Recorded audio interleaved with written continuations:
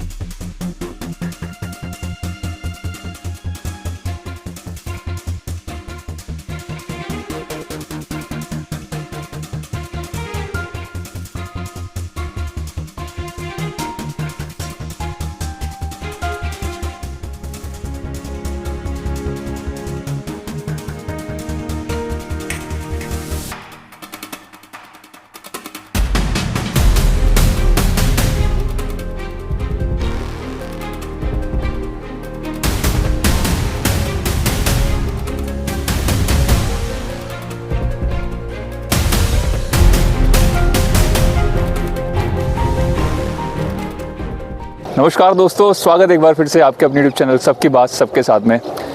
इस व्लॉग के पहले आपने जो वीडियो देखा 24 खंबा माता मंदिर, उसमें आपको कई सारी रोचक जानकारी जानने को मिली होगी। आज हम अभी जिस स्थान पर हैं वो है भूखी माता मंदिर, और माना जाता है कि ये जो मंदिर है ये उसी मंदिर से कहीं ना कहीं लिंक है कहानियाँ। तो जैसा कि आप देख सकते हैं मेरे आसपास एक घाट के पास में ये मंदिर बसा हुआ है, और माना जाता है कि राजा विक्रमादित्य जी ने ही ये मंदिर की स्थापना की थी। और जैसा कि हम नाम सुन रहे हैं भूखी माता मंदिर, और माना जाता है ऐसा कि यहाँ पे बलियाँ दी जाती हैं, कई सारी दी जाती रही हैं और अभी भी दी जाती हैं। अब इसके पीछे क्या कहानी है, क्या इतिहास है, इसके बारे में हमें पंडित जी बता सकते हैं। तो चलिए चलते हैं और इसके बारे में जानकारी लेते हैं।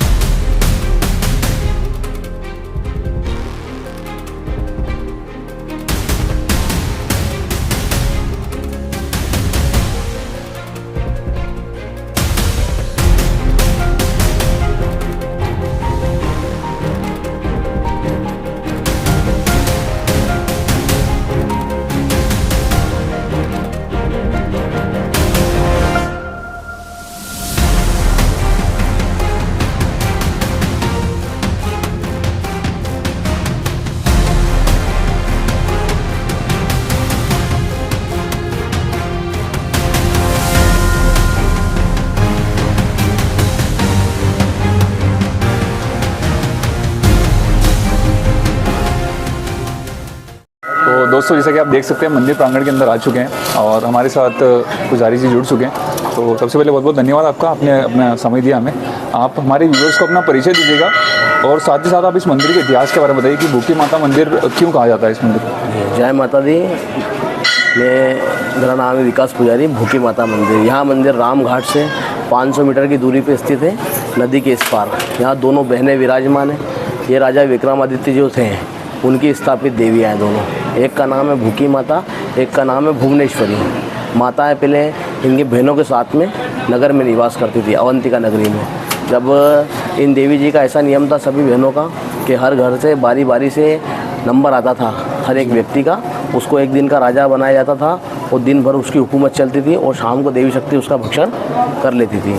एक जो मिट्टी के बर्तन बनाते हैं प्रजापति समाज के, उनके घर की बारी आई। उनका मात्र एक ही बालक था, तो उसके साथ में बैठ करके वो थोड़ा समय व्यतीत कर रहे थे।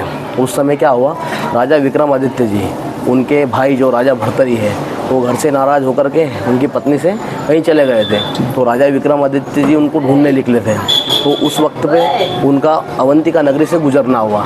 तो उन्होंने यहाँ पर आकर देखा कि यहाँ पर सारा गांव खुश है और दोनों पति पत्नी इतना क्यों विलाप कर रहे हैं, चल के इनसे पूछा जाए। वहाँ जाकर पूछा, है माता पिता, आप पूरा गांव खुश है और आप दोनों इतने विलापित क्यों हो रहे हैं? उन्होंने कहा कि हमारे यहाँ पर देवी जी हैं, उनको ऐसी ऐसी यहाँ पर परंपरा प्रथा है और हमारा एक ही बालक है, वो कल हमसे दूर चला जाएगा, इसलिए हम उसके साथ में थोड़ा समय व्यतीत कर रहे हैं।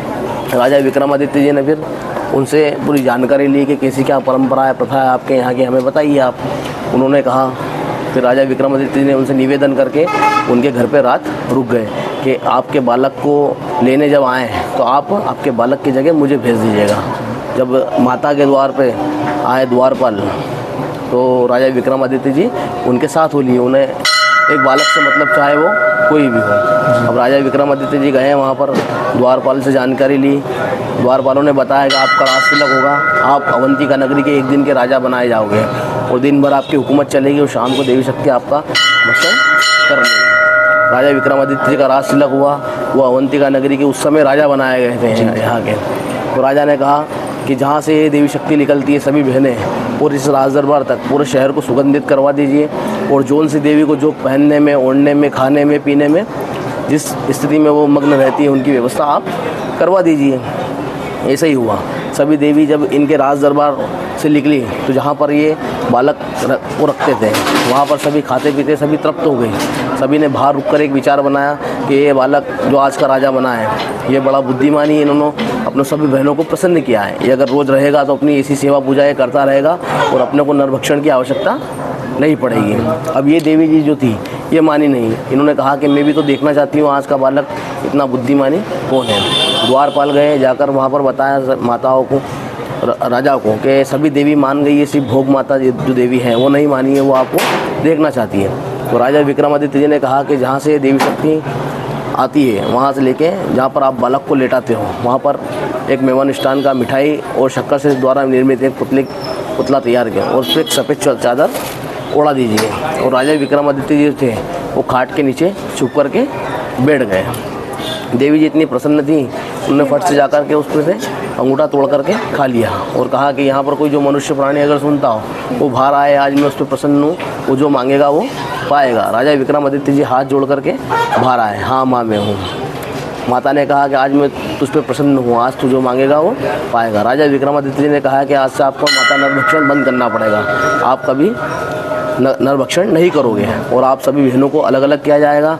और इनको कहा कि आपको नगर के बाहर विराजमान होना पड़ेगा और आप कभी नगर में प्रवेश नहीं करोगे। सिर्फ जब 12 साल में जो महाकुंभ आएगा उसमें एक पलक झपकने की इजाज़त आपकी बहनों से मिलने की, आप इससे पहले आप नगर में प्रवेश नहीं करोगे।